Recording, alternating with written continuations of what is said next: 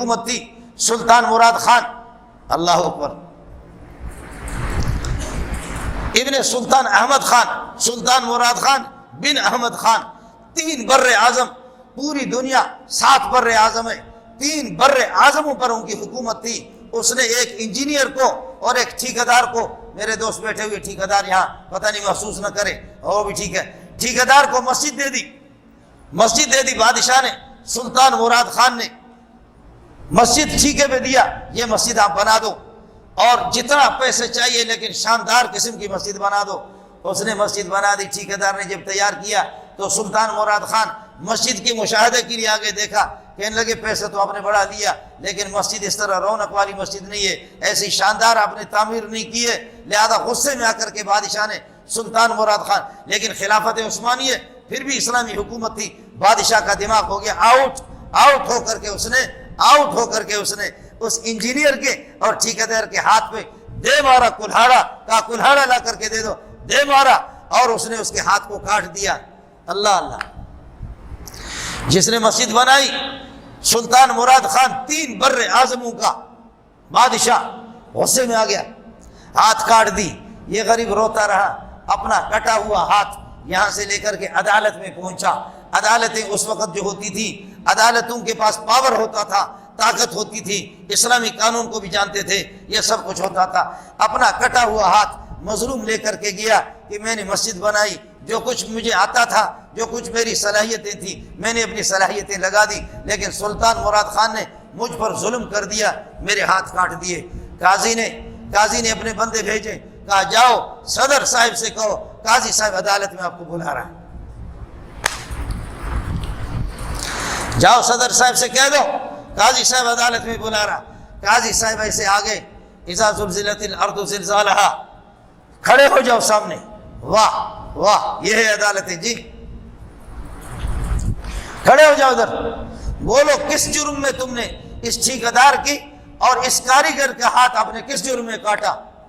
کہنے لگے سرکار اس نے کام میں تھوڑی سی کوتاہی کی ہے، لیکن پھر بھی کوتاہی تو تھی، لیکن ایسا نہیں تھا کہ اس کا ہاتھ کاٹا جائے، میرا قصور ہے، مجھے غصہ زیادہ آ گیا، میں نے ہاتھ کاٹ دیا۔ بعد قاضی نے، چیف جسٹس نے فوراً حکم دیا کہ بادشاہ سلامت اگرچہ 3 بر اعظموں کا صدر ہے اور اللہ کو بھلا کرے خلیفہ ہے، لیکن یہ ہے کہ اس کے پاس کوئی دلیل نہیں ہے۔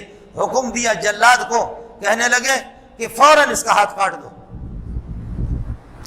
آپ لوگ اردو سمجھ رہے ہیں، ہمیں بلوچی میں بتا دو۔ لوگوں کو پتہ چل گیا بادشاہ سلامت 3 بر اعظموں کے بادشاہ ہے اور اس سے کمی بیشی زیادتی ہو گئی اور آج اس کا ہاتھ کاٹ رہا۔ ہزاروں لوگ پہنچ گئے، بر وقت ہزاروں لوگ پہنچ گئے، لاکھوں لوگ پہنچ گئے۔ لوگوں نے چیخ مارنا شروع کر دیا، چیخ مار کر کے کہا قاضی صاحب اس بندے کو پیسے دے دو، ہم سارے بھیک مانگیں گے، اس کو پیسے دے دو۔ اونٹ مانگتا ہے، زمینیں مانگتا ہے، جائیداد مانگتا ہے، اس کے ساتھ زیادتی ہوئی ہے، ہاتھ کٹ گیا ہے، ہم سارے اس بات کو برداشت تو کریں گے، ہم بھیک مانگ کر کے اس کی جھولی بھر دیں گے، اس کی حویلی کو سونا چاندی سے بھر دیں گے، اس کے ساتھ زیادتی ہوئی ہے، لیکن اس طرح نہ کرو، رحم کرو، ہمارے بادشاہ کے ہاتھ نہ کاٹو، یہ عادل آدمی ہے، انصاف والا ہے، یہ اس سے غلطی ہوگی، اس کا ہاتھ نہ کاٹو۔ قاضی صاحب اٹھا، قاضی صاحب نے کہا نہیں، کوئی معافی نہیں ہوگی۔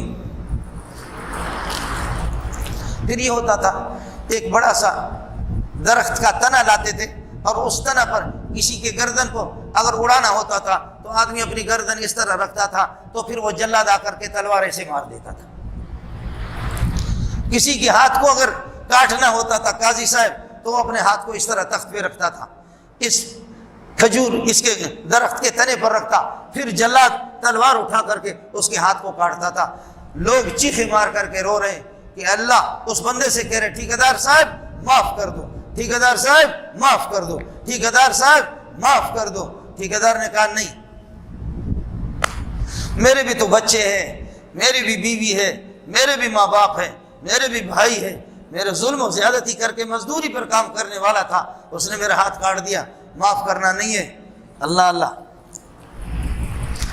بادشاہ نے اپنے آستین چڑھا دی، سلطان مراد خان نے آستین چڑھا دی، لوگوں سے کہا کہ لوگوں سلام پیش کرتا ہوں، قاضی کو سلام پیش کرتا ہوں، محمد کو میرا ہاتھ تیار ہے۔ اپنا ہاتھ اس نے ایسے جیسے رکھا، لوگوں نے چیخ مارنا شروع کیا۔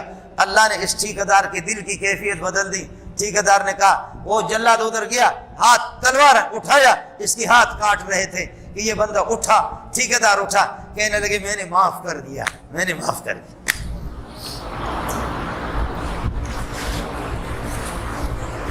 آپ بات سمجھ رہے ہیں؟ بادشاہ بھی رونے لگے، سلطان مراد خان بھی رونے لگے، اور لوگ بھی رونے لگے، آ کر کے اس کو چوم رہے اور اس کے پیشانی پر یہ کہ بوسہ بھی لے رہے ہیں کہ آپ نے بڑا کمال، بڑا احسان کر دیا۔ اور سلطان مراد خان نے کہا کہ آپ نے دنیا میں تو مجھے معاف کر دیا، دنیا میں تو مجھے معاف کر دیا، لیکن لوگوں کی چیخ پکار کو دیکھ کر کے لاکھوں لوگ رونے لگے، ان کے چیخ پکار کو دیکھ کر کے دنیا میں مجھے معاف کر دیا، لیکن پھر بھی اپنا ہاتھ رکھا ہوا، کہا وہ ٹھیکیدار صاحب یہ بتا دے دل سے معاف کر دیا، ٹھیکیدار صاحب بتا دے دل سے معاف کر دیا، آخرت میں تو شکایت نہیں کرو گے۔ اس نے کہا میں نے دل سے معاف کر دیا۔ یہ فلا وربک، تیرے رب کی قسم ہے، لا یؤمنون، اس وقت تک یہ مومن بن بھی نہیں سکتے، حتی یحکموک، یہاں تک کہ آپ کو جج بنائے، فیما شجر بینہم، آپس کے اختلافات میں، جہاں مسلمانوں کے جھگڑے ہوں گے، ان جھگڑوں کا فیصلہ کریں گے آپ کی شریعت کے مطابق، تو پھر ایمان مکمل ہوگا۔ وَيُسَلِّمُ تَسْلِيمًا ثُمَّ لَا يَجِدُوا فِي أَنفُسِهِمْ حَرَجًا، اللہ کے فیصلے کو پانے کے بعد دل کے اندر کوئی تنگی بھی نہیں ہوگی۔ وَيُسَلِّمُ تَسْلِيمًا، اس کو بڑی خوشی سے تسلیم کریں گے اور کہیں گے چشم ما روشن دل ماشاد، تو تب مومن بنیں گے، فیصلہ قرآن کے مطابق ہو۔ یہ سب کچھ عمر نے کیا، یہ سب کچھ عمر نے کیا۔